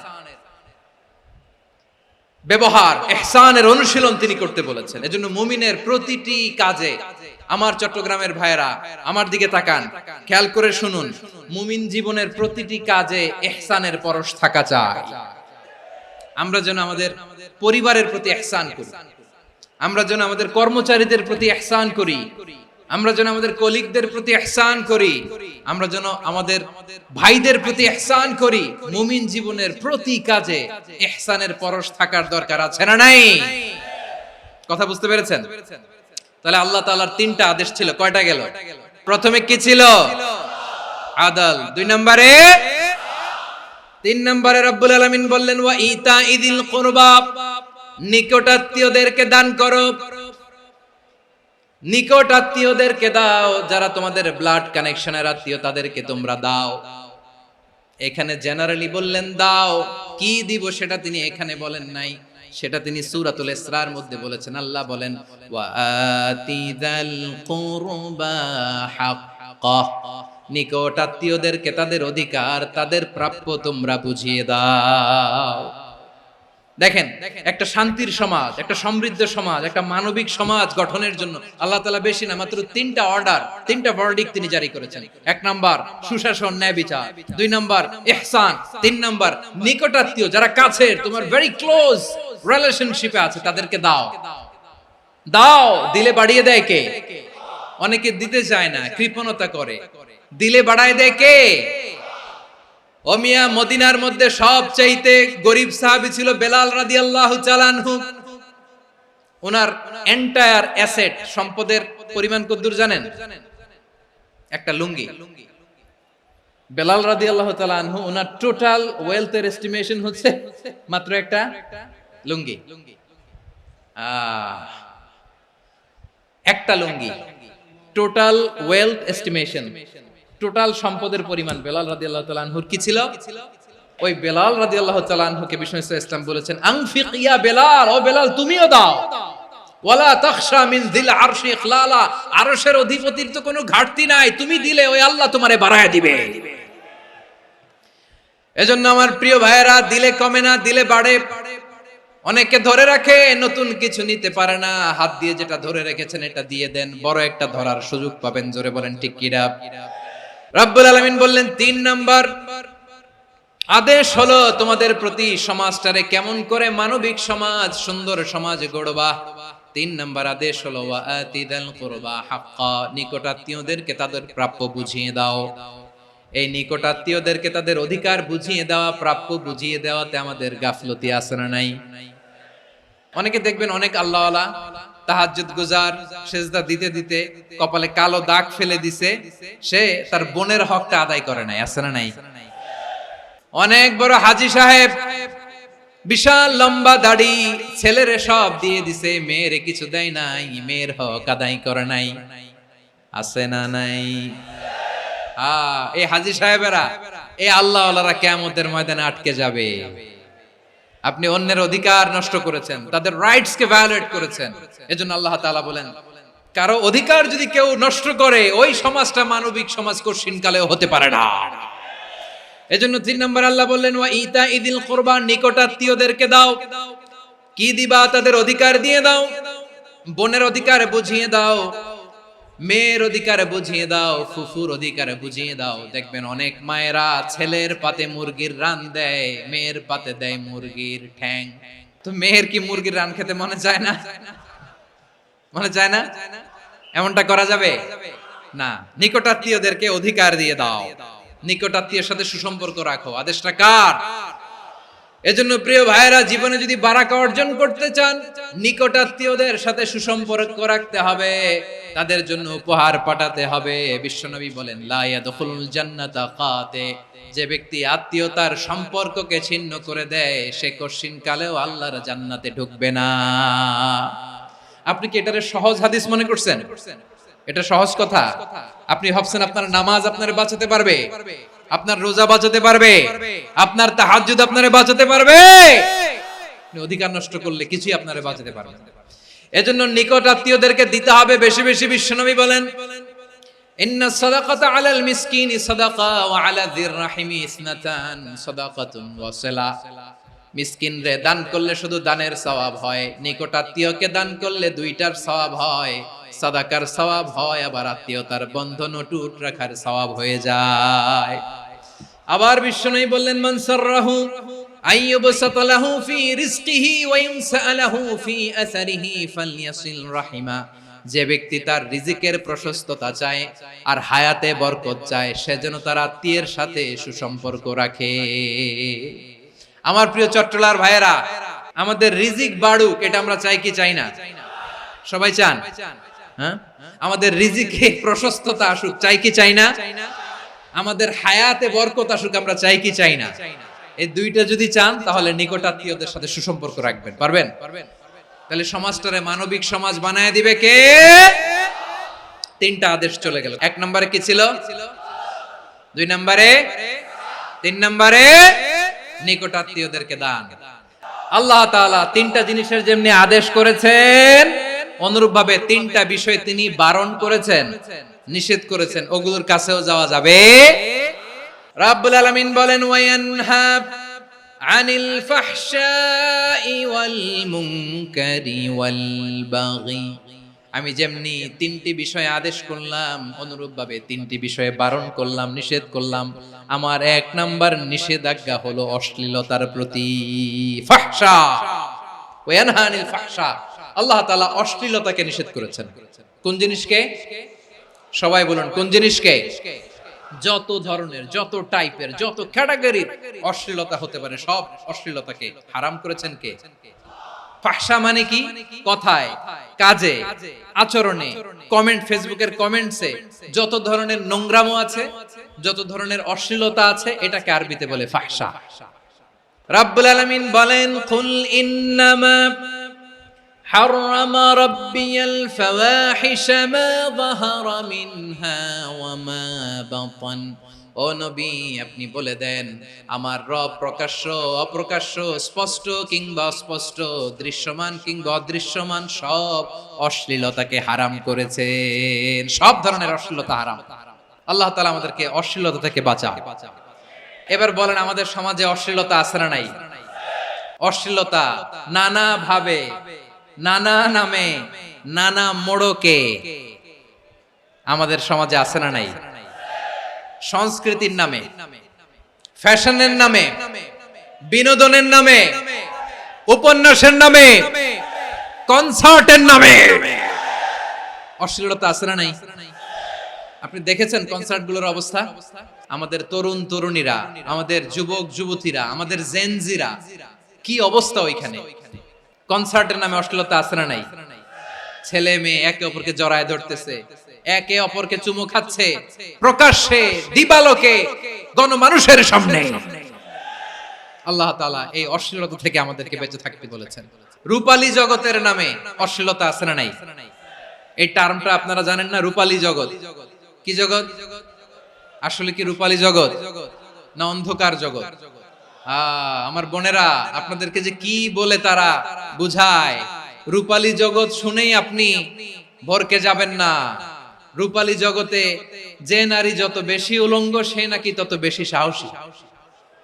জানেন? বলে এটা একটা সাহসী নারী, খুব সাহসী পদক্ষেপ তার। যত বেশি শরীর থেকে কাপড় নামাতে পারবে, যত বেশি বস্ত্রহীন হয়ে নিজেকে প্রেজেন্ট করতে পারবে, সে নাকি তত বেশি সাহসী। আমার চট্টলার ভাইয়েরা, শয়তানের প্রথম এজেন্ডা ছিল বনি আদমকে বস্ত্রহীন করা। সে আদম এবং হাওয়া আলাইহিস সালামকে নিষিদ্ধ গাছের ফল খাইয়ে তাদেরকে বস্ত্রহীন করেছে। এই জামিনেও সে আমাদেরকে বস্ত্রহীন করতে চাইবে। এই রূপালী জগতের নামে তারা এটা করে। আমার প্রিয় বোনেরা, আপনি জানেন না আপনার দাম কত? ওরা আপনাদেরকে বিজ্ঞাপনের সস্তা পণ্য বানাতে চায়। ওরা আপনাদেরকে ওদের ভোগের লিপসার টুলস বানাতে চায়। ওরা আপনাদেরকে দিয়ে ওদের খায়েশ পূরণ করতে চায়। এটা আপনাদের জন্য মোটেও ডিগনিটি নয়, এটা আপনাদের জন্য সম্মান নয়। আপনার সম্মান শালীনতায়, আপনার সম্মান হেজাবে, আপনার সম্মান ভদ্রতায়, আপনার সম্মান আপনার ডিসেন্ট পোশাকে। পোশাক বলে দেয় এই নারীটা ভদ্র না অভদ্র। পোশাক বলে দেয় এই মেয়েটা কোন ঘরের মেয়ে। আপনি জানেন না, আপনারা সস্তা পণ্য বানায়, ভোগের পণ্য, বিলবোর্ডে আপনাকে উলঙ্গ করে উপস্থাপন করে। এই অশ্লীলতার সাথে ইসলামের কোনো সম্পর্ক। এজন্য আল্লাহ বলেন, আমি অশ্লীলতাকে হারাম করেছি। অশ্লীলতাকে হারাম করার প্রথম কারণ হলো এর মাধ্যমে মানবতাকে অপমানিত করা হয়। কারণ মানুষের সম্মান মানুষের পোশাকে। মানুষ যখন পোশাকহীন হয়ে যায়, বস্ত্রহীন হয়ে যায়, তার সম্মান কমে যায়। ঠিক কিনা? অশ্লীলতাকে হারাম করার প্রথম কারণ হচ্ছে মানুষ মানুষকে অপমান করে। একটা নারী, সে তো সম্মানিত, নারী যে কত সম্মানিত নারীর এটা বুঝেই নাই। বিশ্বনবী বলেন আদ-দুনিয়া কুল্লুহা মাতা ওয়া খায়রু মাতা'আদ দুনিয়া আল মারআতুস সালিহা। আমার বোনেরা, 5টা প্যান্ডেলে আপনারা এলইডিতে আমার আলোচনা শুনছেন আমি জানি। আপনাদের এই গর্ভ যে কত দামি আপনি জানেন না। আপনার পেট থেকেই আসবে আগামী দিনের সালাহুদ্দিন আল আইয়ুবী। আপনার পেট থেকেই আসবে অনাগত দিনের ইমাম মাহদী আল মুনতাযর। আপনার পেট থেকেই আসবে অনাগত দিনের ফয়সাল, ওয়াসিম, মুগ্ধ, আবু সাইদের মতো বীর যোদ্ধা। আমার প্রিয় বোনেরা, আমার প্রিয় বোনেরা, বিশ্বনবীর কথার ওজন খেয়াল করেন। আদ-দুনিয়া কুল্লুহা মাতা ওয়া খায়রু মাতা'আদ দুনিয়া আল মারআতুস সালিহা। দুনিয়ার সবকিছুই অ্যাসেট, এর মধ্যে সবচেয়ে দামি অ্যাসেট নেককার নারী। আপনার গর্ভ যে কত দামি আপনি জানেন না। নিজের সময়টাকে কাজে লাগান, কোরআন পড়েন, সুন্নাহ পড়েন। আপনার অনেক দায়িত্ব ঘরে। You are the MD of your family. একটা family it's a very big institution. পরিবার একটা অনেক বড় প্রতিষ্ঠান। And you are the MD of your institution. আপনি এই পরিবারের MD, managing director of your family. এখানে আপনার কত দায়িত্ব। আপনি ছেলে মেয়েদেরকে তারবিয়া করবেন, আপনি আপনার স্বামীর জন্য ঘরটারে জান্নাতের নীর বানাবেন, আপনার জন্য জান্নাতের ডুপ্লেক্স বাড়ি ওইখানে তৈরি করে রাখবে কে? আপনি যে কত দামি আপনি জানেন না। নারীদেরকে আল্লাহ বানিয়েছেন উচ্চতর করে, নিম্নতর নয়। নারীদেরকে ছোট্ট জিনিস দিলে এটারে বড় করে দেয়। নারীদেরকে ভ্রূণ দিলে, শুক্রাণু দিলে নারী এটারে বাচ্চা হিসেবে উপহার দেয়, ঠিক কিনা? বিয়ের মাধ্যমে স্বামী যখন তার শুক্রাণু তার স্ত্রীকে উপহার দেয়, স্ত্রী রিটার্নে কি উপহার দেয়? ফুল ফর্ম বেবি, মানব সন্তান। দেখছেন, আপনি দিলেন একটু, উনি দিছে বিশাল। আপনি যদি নারীকে বাজার এনে দেন, নারী এটাকে সুস্বাদু খাবারে রূপান্তর করে দেয়। আপনি তাকে একটা মুচকি হাসি দিয়ে দেন, সে তার কলিজা দিয়ে দেয়। কিন্তু যদি আপনি তার মনে কষ্ট দেন, সে আপনার জীবনকে জাহান্নাম বানায়া দেয়। নারীর মন বুঝতে পারলে নেয়ামত, বুঝতে না পারলে কিয়ামত। আমার প্রিয় বোনেরা, আপনি যে কত দামি আপনি জানেন না। অনেক দামি আপনি। আপনাদেরকে যেন ভোগের সস্তা পণ্য বানাতে না পারে, আপনাদেরকে সচেতন থাকতে হবে। তাহলে কেন আল্লাহ তাআলা এই ফাহশা, অশ্লীলতাকে হারাম করলেন? 1 নাম্বার, এতে হিউম্যান ডিগনিটি কমে। 2 নাম্বার, এতে মানুষের অধিকার নষ্ট হয়। আপনি বিয়ে করেছেন, এরে পরকিয়া করেন, ওর সাথে এরকম আছে না নাই? স্ত্রীর অধিকার নষ্ট করেছেন। আপনি বিবাহ সম্পর্কে আবদ্ধ হয়েছেন তার সাথে, আপনি পরকিয়া করেন ওই ছেলের সাথে, আপনি আপনার হাজবেন্ডের সাথে বিট্রে করেছেন। এজন্য আল্লাহ অশ্লীলতাকে হারাম করেছেন। অশ্লীলতাকে হারাম করার আরেকটা কারণ হচ্ছে আল্লাহ তাআলা এই হিউম্যান জেনারেশনকে এটাকে প্রিজার্ভ করতে চায়। হিফজুন নাসল, এটা মাকাসিদুশ শরিয়ার অনেক গুরুত্বপূর্ণ একটা মাকাসিদ, অনেক গুরুত্বপূর্ণ। আপনার নাসল, আপনার জেনারেশনকে সংরক্ষণ করা। এই যে আসতেছে ফেব্রুয়ারি, কত ফেব্রুয়ারি জানো? এটা কি বিশ্ব ভালোবাসা দিবস? হ্যাঁ, কি দিবস? এই বিশ্ব ভালোবাসা দিবসের সাথে মুসলমানদের কোনো সম্পর্ক নাই। আমার প্রিয় ভাইরা, এই যে আপনি অবৈধ সম্পর্কে জড়ালেন, কেন আল্লাহ অশ্লীলতাকে হারাম করেছে দেখেন। বলতেছিলাম যে এটা আপনার নাসল, আপনার জেনারেশন, আপনার লিনিয়েজ, আপনার বংশকে প্রিজার্ভ করা। কে কার বাবা, কে কার মা, বাবা মা জানা, প্রজন্মকে প্রিজার্ভ করা, এটা ইসলাম ওয়াজিব করে দিয়েছে। এই যে অবৈধ সম্পর্কের কারণে, বিশ্ব বেহায়া দিবসের কারণে, এগুলোর আউটকাম, আউটপুট হিসেবে মাঝে মাঝে এই ঢাকা মেডিকেলের ডাস্টবিনে নবজাতকের বাচ্চার কান্নার আওয়াজ শুনতে পাওয়া যায়। চট্টগ্রাম মেডিকেলের ডাস্টবিনে নবজাতকের কান্না শুনতে পাওয়া যায়।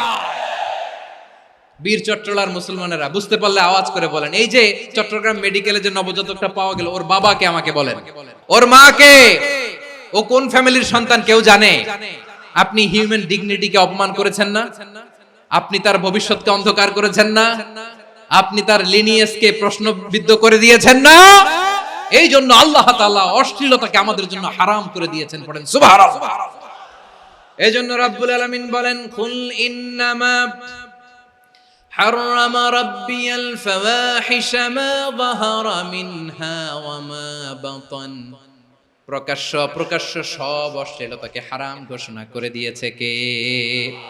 আবার দুনিয়ার বুকে যারা অশ্লীলতার প্রসার করে তাদের জন্য শাস্তি মজুদ রেখেছে কে? রব্বুল আলামিন বলেন, ইন্নাল্লাযীনা ইউহিব্বুনা আন তাশিআল ফাহিশাতু ফিল্লাযীনা আমানু লাহুম আযাবুন আলীমুন ফিদ দুনিয়া ওয়াল আখিরাতি ওয়াল্লাহু ইয়ালামু ওয়া আনতুম লা তা'লামুন। নিশ্চয়ই যারা বিশ্বাসীদের মাঝে অশ্লীলতার প্রচার প্রসার করতে চায় তাদের জন্য আমি মর্মন্তুদ শাস্তি প্রস্তুত করে রেখেছি, দুনিয়াতেও রেখেছি, আখিরাতেও রেখেছি। ঘোষণাটা কার?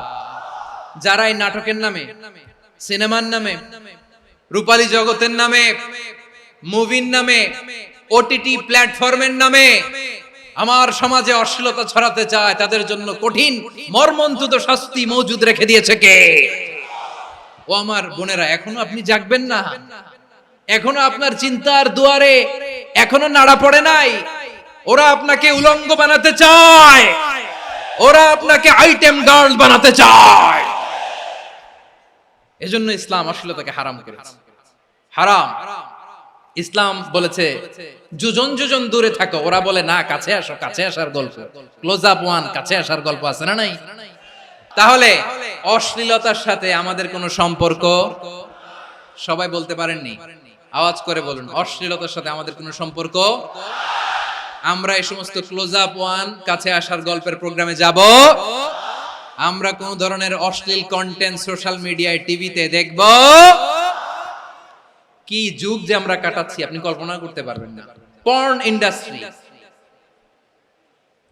নারী পুরুষের বস্ত্রহীন যুগল দৃশ্য, এটাকে দিয়ে ওরা কোটি ডলারের ইন্ডাস্ট্রি বানিয়েছে। পুরো মানব ইতিহাসে এরকম জঘন্য সময় মানব ইতিহাস পার করে নাই। পর্ন এটা ইন্ডাস্ট্রি হয়ে গেছে। আমাদের এই যুবকগুলো, জেনজি গুলো, ওদের চরিত্র বাঁচাবে কি করে? কেমন করে হেফাজত করবে ওদের এই মূল্যবান চরিত্র? আমার প্রিয় ভাইরা, এই অশ্লীলতার দ্য লেটেস্ট ভার্সন হচ্ছে LGBTQ, শরীফ থেকে শরীফা।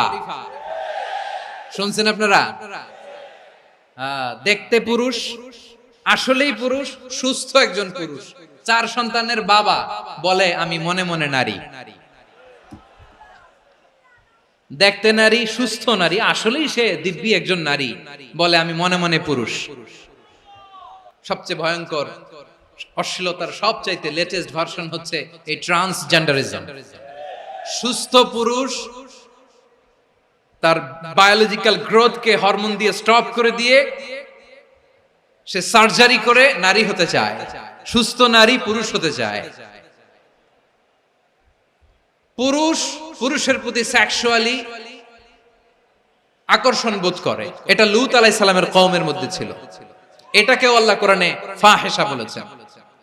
ওয়ালুতান ইয قال لقومه أتأتون الفاحشة ما سبقكم بها من أحد من العالمين। লূত আলাইহিস সালাম বললেন, তোমরা কি এমন এক অশ্লীল কার্যক্রমে ডুব দিলে নাকি যেটা গোটা বিশ্বের কেউ কখনো করে নাই, তোমরাই প্রথম করেছো? পড়েন নাউযুবিল্লাহ। এই পশ্চিমের এই রোগ আমার দেশে যেন আসতে না পারে, আমাদের সজাগ থাকতে হবে। প্রিয় ভাইরা, চিল্লায় বলেন ঠিক কি না? পশ্চিমের অবস্থা ভয়ঙ্কর। পাশ্চাত্যে, আমি যুক্তরাষ্ট্রে ছিলাম অনেকদিন, কয়েক মাস, বিভিন্ন স্টেটে ঘুরেছি। গার্ডিয়ানরা উদ্বিগ্ন, ছেলে মেয়েদেরকে, ছোট্ট ছেলে মেয়ে, ওদেরকে জিজ্ঞেস করে, তুমি how do you feel right now inside yourself? তুমি ভিতরে ভিতরে কেমন ফিল করো? তোমার কি ছেলে ছেলে লাগে না মেয়ে মেয়ে লাগে? আচ্ছা বলেন, এই ছোট্ট বাচ্চাটা ওকে এগুলো জেন্ডার অ্যাসাইনমেন্ট বলতে এগুলো কিছু বুঝে? এইভাবে মিসগাইড করা হচ্ছে। কৌতূহল বশত ছোট্ট ছেলে যদি বলে আমার তো মেয়ে মেয়ে লাগে, তখন বলে যে না তুমি মেয়ে, ছেলে না। মা বাবা বাধা দিলে ওকে আলাদা গভর্নমেন্ট হাউসে নিয়ে যায়। ভয়ঙ্করতম অবস্থা। আমরা একটা সময় শুনতাম যে হুজুর আমার ছেলেটা খুব ভালো, হাফেজে কোরআন, আল্লাহওয়ালা। হুজুর আমার ছেলে দাড়ি রাখছে, আল্লাহওয়ালা। হুজুর আমার ছেলে 5 ওয়াক্ত সালাত জামাতের সাথে পড়ে, তার মানে আল্লাহওয়ালা। পশ্চিমে যে আমি কি শুনছি জানেন? ওরা বলে হুজুর আমার ছেলেটা ইউনিভার্সিটির একটা মেয়ের সাথে প্রেম করে, ও খুব আল্লাহওয়ালা, হুজুর দোয়া করবেন। এর কারণ ওদের কাছে আল্লাহওয়ালার ক্রাইটেরিয়া হচ্ছে হুজুর আমার ছেলেটা আরেক ছেলের পছন্দ করে নাই, আমার মেয়েটা আরেক মেয়েকে ভালোবাসে নাই, এজন্য আমার ছেলেটা আল্লাহওয়ালা, হুজুর ওর জন্য একটু দোয়া করে দিয়েন। কি চ্যালেঞ্জ ওরা ফেস করতেছে।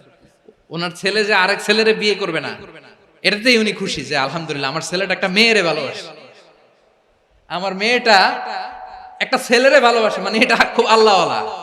নাউজুবিল্লাহ পড়তে পারলেন না? এজন্য অশ্লীলতার সাথে আমাদের কোনো সম্পর্ক। রব্বুল আলামিন বলেন ওয়ায়ানহা আনিল ফাহশাই ওয়াল মুনকারি ওয়াল বাগি, তিনটা জিনিসকে আমি নিষিদ্ধ করলাম। এক নাম্বার হলো ফাহশা, অশ্লীলতা। দুই নম্বরে হলো মুনকার, সমস্ত মন্দ কাজ। মুনকার মানে হচ্ছে যত মন্দ কাজ, খারাপ কাজ, বাজে কাজ, এটার বলে মুনকার। এটার কি বলে? আপনারা পড়ছেন না, তা'মুরুনা বিল মা'রুফি ওয়া তানহাউনা আনিল মুনকার। সৎ কাজের আদেশ, অসৎ কাজের নিষেধ। মুনকার, মুনকার হচ্ছে মানুষের স্বাভাবিক বিবেকবোধ যেটাকে খারাপ বলে, ওইটাই মুনকার। পৃথিবীর সব আসমানি গ্রন্থ যেটাকে খারাপ বলেছে, মানুষের স্বাভাবিক বিবেকবোধ যেটাকে খারাপ বলেছে, এগুলো সব মুনকার। যেমন ইফতিজিং, এটা কি ভালো না খারাপ? মজুদদারি, খাদ্যে ভেজাল দেওয়া, ওজনে কম দেওয়া, মাছে ফরমালিন মিশানো, চাঁদাবাজি, টেন্ডারবাজি, দখলবাজি, এগুলো আমাদের স্বাভাবিক বিবেকেই বলে এগুলো খারাপ, এগুলো হচ্ছে মুনকার। আল্লাহ তাআলা এই মুনকার থেকে আমাদেরকে বেঁচে থাকতে বলেন, আর শয়তান এই মুনকারের প্রতি আমাদেরকে উদ্বুদ্ধ করে। আল্লাহ তাআলা বললেন, ইয়া আইয়ুহাল্লাযীনা আমানু লা তাত্তাবিউ খুতুওয়াতিশ শাইতান ওয়া মান ইয়াত্তাবি' খুতুওয়াতিশ শাইতানি ফাইন্নাহু ইয়া'মুরু বিল ফাহশাই ওয়াল মুনকার। আল্লাহ বললেন, আমার গোলামেরা শোনো শোনো, ও আমার বিশ্বাসী বান্দারা খবরদার, তোমরা কশিনকালেও শয়তানের পদাঙ্ক অনুসরণ করবে না, কারণ শয়তান তোমাদেরকে অশ্লীলতা এবং মন্দ কাজের দিকে উদ্বুদ্ধ করে। আমাদের কাজ হচ্ছে শয়তান আমাদেরকে যেদিকে নিতে চায় আমরা তার উল্টা দিকে যাব। শয়তান এই মন্দ কাজকে আমাদের কাছে বিউটিফাই করে, চাকচিক্যময় করে আমাদের সামনে উপস্থাপন করে। এজন্য আল্লাহ বলেন মুনকারকে থামাতে হবে, মুনকার প্রতিরোধ করতে হবে। মুনকার প্রতিরোধের দায়িত্ব শুধু আমাদের নাকি? শুধু আপনার খতিব সাহেবের, ইমাম সাহেবের, নাকি মুসলিম উম্মার সবার? আওয়াজ করে বলুন, মুনকার অসৎ কাজ প্রতিরোধের দায়িত্ব কার? রাব্বুল আলামিন বলেন, কুনতুম খায়রা উম্মাতিন উখরিজাত লিন-নাসি তা'মুরুনা বিল মা'রুফি ওয়া তানহাউনা আনিল মুনকার। তোমাদেরকে শ্রেষ্ঠ জাতি করে জমিনের মধ্যে আবির্ভূত করা হয়েছে, যাতে করে তোমরা জমিনের ভেতরে সৎ কাজের আদেশ করতে পারো আর অসৎ কাজের নিষেধ করতে পারো। উম্মাহ, কুনতুম খায়রা, তাহলে গোটা উম্মার দায়িত্ব, এটা বুঝতে পারছেন তো? আচ্ছা, আরো নিচে আসেন। এরপরে আল্লাহ বললেন, শুধু উম্মাহ না, এই জমিনের রাজত্ব আমি যাদের হাতে দেই, এই জমিনের মালিক আমি যাদেরকে বানিয়ে দেই, যাদেরকে আমি সরকারের দায়িত্ব দেই, তাদেরকেও মুনকার প্রতিরোধের দায়িত্ব দিয়েছে কে? আল্লাহ বলেন, যারা ক্ষমতার মসনদে বসেছে তাদেরকে 4 দফা কর্মসূচি আমি আল্লাহ দিলাম। আওয়াজ করে বলেন, কয় দফা? আল্লাহ বলেন, আল্লাযীনা ইম্মাক্কান্নাহুম ফিল আরদি আকামুস সালাতা ওয়া আতাউয যাকাতা ওয়া আমারু বিল মা'রুফি ওয়া নাহাউ আনিল মুনকার ওয়ালিল্লাহি আকিবাতুল উমুর। যারা এই জমিনের উত্তরাধিকার হয়েছে তারা 4 দফা কর্মসূচি নিয়ে সামনে আগাবা। সালাত কায়েম করবা, যাকাত আদায় করবা, সৎ কাজের আদেশ দিবা, অসৎ কাজ থেকে মুনকার প্রতিরোধ করবা। আদেশটা কার? আমার প্রিয় চট্টলার ভাইরা, পুরো উম্মার দায়িত্ব মুনকার প্রতিরোধ করা, সরকার প্রধানের দায়িত্ব মুনকার প্রতিরোধ করা। এরপর আল্লাহ বলেন, প্রতিটা ফ্যামিলির যিনি প্রধান সিইও বাবা, প্রত্যেক বাবারও দায়িত্ব এই মুনকার প্রতিরোধ করা। আওয়াজ করে বলেন ঠিক কি না? যেমনটি সাইয়েদনা লোকমান আলাইহিস সালাম ওনার কলিজার টুকরা সন্তানকে আদেশ করেছেন, ইয়া বুনাইয়া আকিমিস সালাতা ওয়া'মুর বিল মা'রুফি ওয়ানহা আনিল মুনকার। পড়েন সুবহানাল্লাহ। বাবা ছেলেকে সবক দিচ্ছে, লোকমান আলাইহিস সালাম ছেলেকে বলতেছে, ওরে আমার কলিজার টুকরা সন্তান, ওরে আমার বাছা, নামাজ কায়েম করবা, সৎ কাজের আদেশ দিবা, আর মুনকার প্রতিরোধ করবা, অসৎ কাজ সমাজ থেকে খারাপ কাজকে ঝেঁটে বিদায় করে দিবা। তাহলে দেখেন আমি স্টেপ বাই স্টেপ নামলাম। পুরা উম্মার দায়িত্ব, জমিনের উত্তরাধিকারী আল্লাহ যাদেরকে বানিয়েছেন সরকার, তাদের দায়িত্ব, প্রতিটি ফ্যামিলির প্রধানের দায়িত্ব, এরপরে বিশ্বনবী বলেন সচেতন প্রতিটি মুসলিমের দায়িত্ব সমাজ থেকে মুনকারকে উৎখাত করা। বিশ্বনবী বলেছেন মান রাআ মিনকুম মুনকারান ফালিয়ুগাইয়িরহু বিয়াদিহি ফাইন লাম ইয়াস্তাতি ফাবিলিসানিহি ওয়া ইন লাম ইয়াস্তাতি ফাবিকলবিহি ওয়া যালিকা আযআফুল ঈমান। সমাজে যে মুনকার দেখবে, খারাপ কাজ দেখবে, সে যেন হাত দিয়ে সেটাকে থামায়। আমার প্রিয় ভাইরা, না থামালে আমরাই ডুববো শেষমেশ। আমাদের বাঁচার জন্য হইলেও থামাইতে হবে।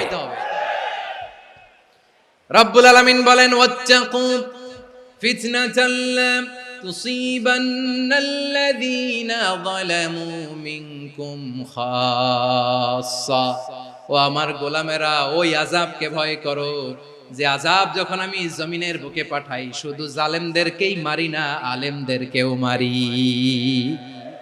আযাব যখন আসে তখন শুধু জালিমই মরে না, আলেমও মরে। জানেন মুসা আলাইহিস সালামের পায়ে একবার লাল পিঁপড়া, তো উনি রেগে মেগে পাশি দেখে লাল পিঁপড়ার বাসা, পা দিয়ে ডলে মুছে সবগুলো পিঁপড়া মেরে ফেলছে।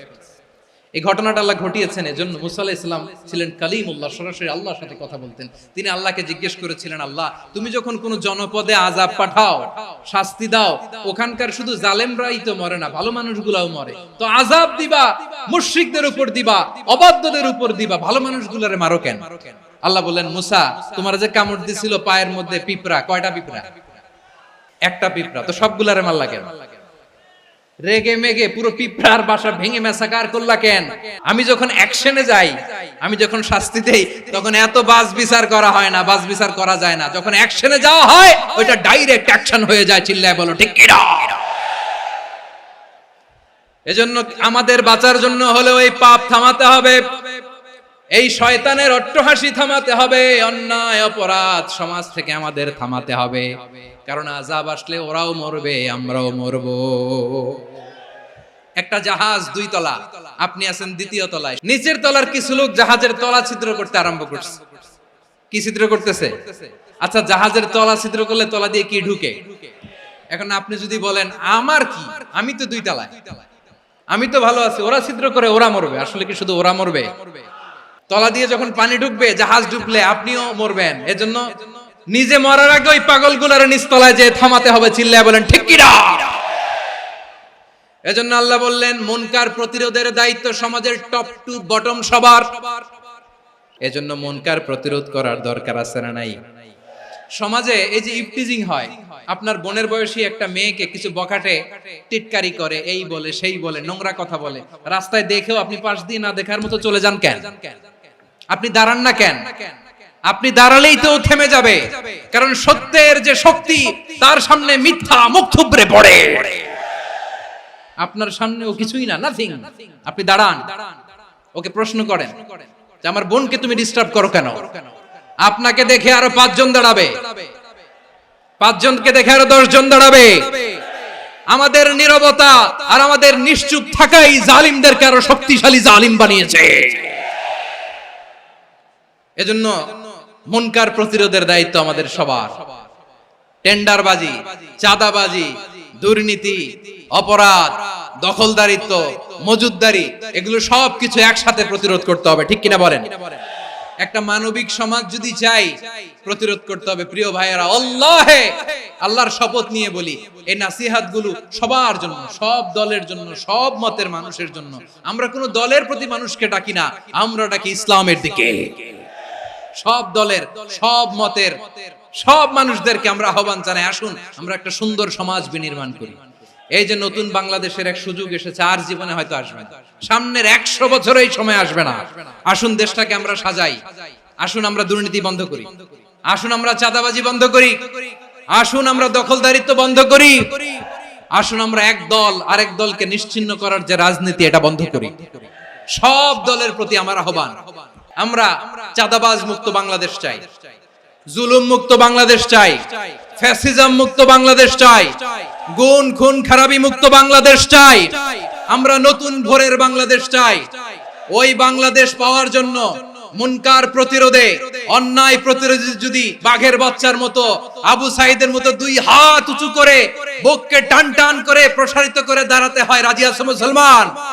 রাব্বুল আলামিন বলেন ওয়ায়ানহা আনিল ফাহশাই ওয়াল মুনকারি ওয়াল বাগি ইয়াইদুকুম লাআল্লাকুম তাযাক্কারুন। আল্লাহ বললেন আমি অশ্লীলতাকে নিষেধ করি, আমি সব ধরনের মন্দ কাজকে নিষিদ্ধ করি, সব শেষে আমি সীমা লঙ্ঘনকে তোমাদের জন্য নিষিদ্ধ করি।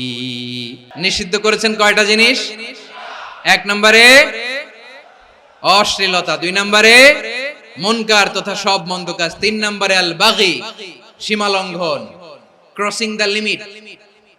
সীমা লঙ্ঘন করা ভালো না। We all should know our limits. চিল্লায় বলেন ঠিক কিনা? একই আয়াতে আল্লাহ বললেন কুল ইন্নামা حرم ربي الفواحش ما ظهر منها وما بطن والإثم والبغي بغير الحق। অন্যায় ভাবে যে অবাধ্য হয়, যে সীমা লঙ্ঘন করে, তাদেরকেও আমি এটা হারাম করে দিলাম। সীমা লঙ্ঘন করা হারাম।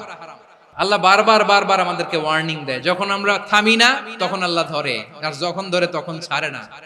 ধরে ধরে ধরে না, ধরলে আল্লাহ ফেরাউনকে কিন্তু হুট করে ধরে নাই। আপনারা জানেন 9 বার ওয়ার্নিং দিয়েছে ফেরাউনকে। আল্লাহ তাআলা ওয়ার্নিং দিয়েছিল কয়বার?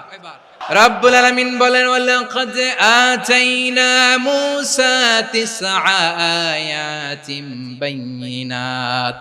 9টা মুআজিজা দেখিয়েছি। 1 2 3 বারবার এইভাবে রিমাইন্ডার, ওইভাবে রিমাইন্ডার, এইভাবে নসিহত, ওইভাবে দাওয়া। ফাকুলা লাহু কাওলান লাইয়িনা, নরম করে বলো, সফট করে বলো, যত ওয়ে হতে পারে দাওয়া মেথডোলজি। মুসা আলাইহিস সালামের সব অ্যাপ্লাই শেষ। 10ম বারে যে আল্লাহ ধরছে, 10ম বারে যে ধরেছে। এজন্য আল্লাহ বলেন আমি সীমা লঙ্ঘনকে পছন্দ করি না। কোরআনের অন্য আয়াতে বাগীকে বলা হয়েছে আল ইতিদা। সীমা লঙ্ঘন যারা করে তাদেরকে আল্লাহ বলেছেন মুতাদিন। ওয়াকাতিলু ফি সাবিলিল্লাহিল্লাযীনা ইউকাতিলুনাকুম ওয়ালা তা'তাদু ইন্নাল্লাহা লা ইউহিব্বুল মুতাদিন। আমি সীমা লঙ্ঘনকারীদেরকে কোশ্চিন কালেও পছন্দ করি না। আমরা যেন সীমা লঙ্ঘন না করি। রাজি আছেন তো? যে কোনো ক্ষেত্রে ইবাদতে যেন সীমা লঙ্ঘন না করি।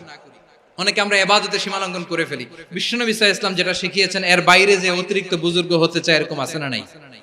কোন ক্ষেত্রেই সীমা লঙ্ঘন করা যাবে, এমনকি যুদ্ধ ক্ষেত্রেও না। বিশ্বনবী সাল্লাল্লাহু আলাইহি ওয়াসাল্লাম বলেন খবরদার যুদ্ধ ক্ষেত্রেও সীমা লঙ্ঘন করো না। কি সুন্দর ইসলাম আমরা পেয়েছি। বিশ্বনবী বলেন খবরদার যুদ্ধের ময়দানে কোনো নারীর গায়ে হাত তোলো না, কোনো শিশুর গায়ে হাত তোলো না, কোনো গবাদি পশু হত্যা করো না, কোন শস্য ক্ষেত্র ধ্বংস করো না, ইবাদতরত অন্য ধর্মের কোন সন্ন্যাসীর গায়ে হাত তুলো না। বলেন সুবহানাল্লাহ। তাহলে আমরা সীমা লঙ্ঘন করতে পারবো? প্রিয় ভাইরা, একটা সুখী, সমৃদ্ধ, শান্তির সমাজ, মানবিক সমাজ যদি আমরা গঠন করতে চাই, আমাদের আল্লাহর দেয়া কয়টা আদেশ মানতে হবে বলেন দেখি? আর বেঁচে থাকতে হবে কয়টা জিনিস থেকে? আল্লাহর আদেশ কি? 1 নাম্বার আদাল, ন্যায়পরায়ণতা। আমরা সুবিচার, সুশাসন, ন্যায় বিচার চাই কি চাই না? 2 নম্বরে কি ছিল? মাশাআল্লাহ, আমরা যেন সবার প্রতি দয়া পরবশ হই, ইহসান করি। 3 নম্বরে কি ছিল? নিকটাত্মীয়দের দান করা, তাদের অধিকার প্রাপ্য বুঝিয়ে দেওয়া। পাশাপাশি 3টা জিনিস থেকে আল্লাহ বারণ করেছেন, নিষেধ করেছেন। তার প্রথমটা ফাহশা, অশ্লীলতা। অশ্লীলতার সাথে আমাদের কোনো সম্পর্ক। 2 নম্বর নিষেধাজ্ঞা কি ছিল? আল মুনকার, সমাজের যত মন্দ কাজ এগুলোকে আমরা প্রতিরোধ করব। রাজি আছেন তো সবাই? 3 নম্বরে আল বাগী, সীমালঙ্ঘন। কোন মুসলিম সীমালঙ্ঘন করে না। রাব্বুল আলামিন শেষে বললেন ইয়াইদুকুম লাআল্লাকুম তাযাক্কারুন। আল্লাহ তোমাদেরকে উপদেশ দেন যাতে তোমরা শিক্ষা গ্রহণ করো। আমরা উপদেশ দেব, আমরা জোর করে কাউরে কিছু মানাতে চাই না। লা ইকরাহা ফিদ্দিন ওয়াযাক্কির ফাইন্না যিকরা তানফাউল মুমিনিন। উপদেশ দিলে এটা মুমিনদের কাজে দেয়। লাস্তা আলাইহিম বিমুসাইতির ইন্নামা আনতা মুযাক্কির। নবী হে, আপনি রিমাইন্ডার দাতা, আপনি উপদেশ দিবেন। আমরাও বিশ্বনবীর এই হাদিসগুলো থেকে, কোরআনের আয়াত থেকে রিমাইন্ডার, এই কথামালা বাণী বাহক হিসেবে এই বাণীগুলো আপনাদের সাথে কাছে পৌঁছে দিলাম। আমরা আল্লাহ তাআলার কাছে প্রার্থনা করি, আল্লাহ আমরা যেন আদল দিয়ে আমাদের সমাজকে গঠন করতে পারি। আল্লাহ আমরা যেন ইহসান করতে পারি। আমরা যেন নিকটাত্মীয়দের দান করতে পারি। আল্লাহ যত ধরনের অশ্লীলতা, অনাচার, মন্দ কাজ, সীমালঙ্ঘন, অবাধ্যতা থেকে যেন আমরা বেঁচে থাকতে পারি। আল্লাহ তাআলা আমাদের সবাইকে কথাগুলো বোঝার ও আমল করার তৌফিক দান করুক। হাযা মা ইনদি ওয়াল ইলমু ইনদাল্লাহ আলাইহি তাওয়াক্কালতু ওয়া ইলাইহি উনীব। সুবহানাকাল্লাহুম্মা বিহামদিকা আশহাদু আল্লা ইলাহা ইল্লা আনতা আস্তাগফিরুকা ওয়া আতুবু ইলাইক।